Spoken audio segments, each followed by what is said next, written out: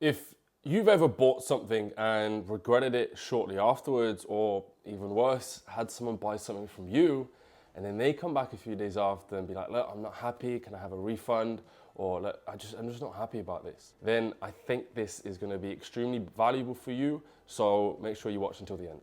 So the general consensus, the general idea of this is that no one wants to make buying mistakes. No one enjoys the feeling of buyer's regret or buyer's remorse. So it's not what they want to buy.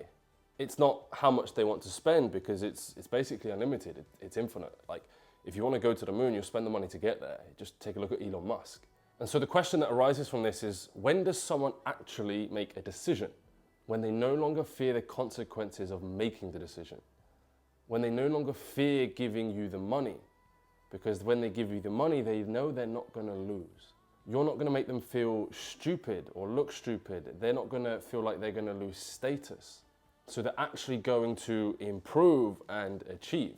But if they fear the consequences of making the decision, then of course they're not going to buy. And so they just don't want to make dumb mistakes. They don't want to be regretted. They don't want to be taken for a ride. And unfortunately, that's most people's perception and experience of sales. It's like everyone loves to buy, but they hate to feel sold to. And so that's why it's really important to build up this level of trust, that level of familiarity, that level of connection. But the important thing to remember here is that these are not binaries, they are continuums. So you have to treat them that way. So it's not, do you have belief in your product? Do you have trust with the prospect? Or do they not trust you? Or do they not trust the product? It's how much do they trust you? How deep is your belief? Because if they trust the shit out of you and your belief is miles deep, how hard do you think it's going to be to sell to them? Not very hard, right? And so a lot of us are like, did you build rapport? Did you build rapport? It's not did you build rapport, it's how much did you build?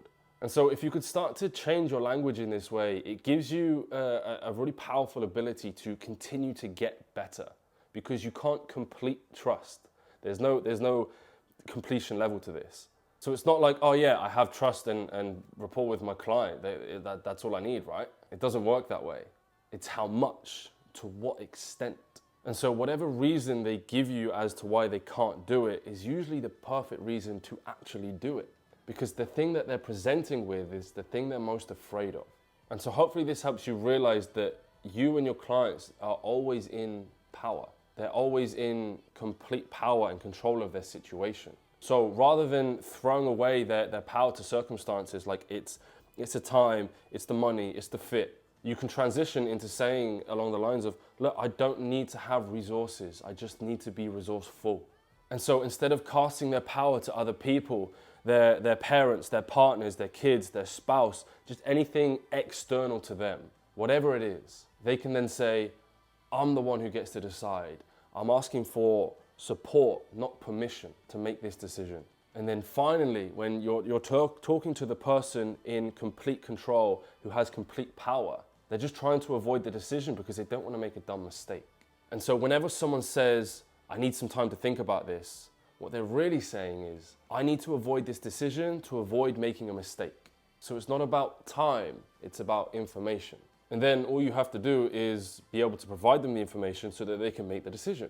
And at that moment, you've then hopefully given the person, the prospect, the other side, enough control, enough power, enough information. And you've debunked a lot of their bullshit, because we carry it all with us. And so you've debunked all that bullshit, so now they are the ones in power. And then at that point, they can finally just make a decision.